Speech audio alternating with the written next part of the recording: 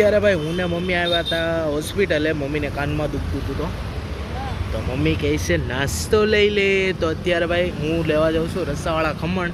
અમે અહીંયા આવી ગયા છીએ પૂણા. તમે ટ્રાય કર્યા કે નહીં કોઈ દી કહેજો. સુરતમાં રહેતા હોય ને ભાઈ તો આ આપણે જલારામના રસાવાળા ખમણ એક્ઝેક્ટ સરકારી હોસ્પિટલની સામે જ છે. તો અત્યારે સમોસા લઈને ગાઈઝ અત્યારે રસાવાળા સમોસા લઈ લીધા છે મસ્ત. અને હવે નીકળીએ ઘરે ફટાફટ. રસાવાળા સમોસા લઈ લીધા જ છે. હવે ઘરે જઈને ખાઈએ, ગરમા ગરમ મજા આવશે. તો ભાઈ મસ્ત સમોસા કાઢી લીધા છે અને હવે ખાઈએ. હેન્ડો મમ્મી શું લાગ્યું? ટેસ્ટ કરો. એમ તો અમે ખાતા જ એ ભાઈ, એમ સારા જ હોય સમોસા. એકવાર તમે ટ્રાય કરજો. જો રગડાવાળા મસ્ત ગરમા ગરમ ધુવાડા નીકળે છે હે ને. આપણે તો સમોસા ખાઈ લીધા. હવે પપ્પા હાટું શું બનાવવાનું છે? રીંગણ બટેકાનું શાક ને રોટલા. રીંગણા બટેકાનું શાક ને રોટલા ઓછા કરજો. મારે તો કઈ ઈચ્છા છે નહીં, તમારે નહીં ભાઈ. ખાધા સમોસા આવે શું ઈચ્છા હોય કા?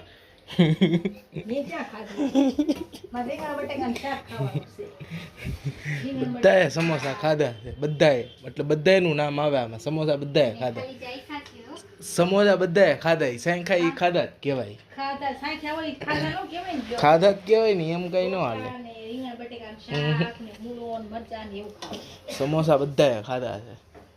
બીહુબેન તો અમારે જ્યારે બ્લોગ ચાલુ કરું ને ત્યારે હુતા જ હોય. આમ જો કેટલી હુએ ને એ જ નથી, ખાલી ખાવા ઊભી થાય, ખાય ને હુઈ જાય. પાછી નકરી હુતી જ રહે, હુતી જ રહે. ઊભી થાય વિહુ એ વિહુ,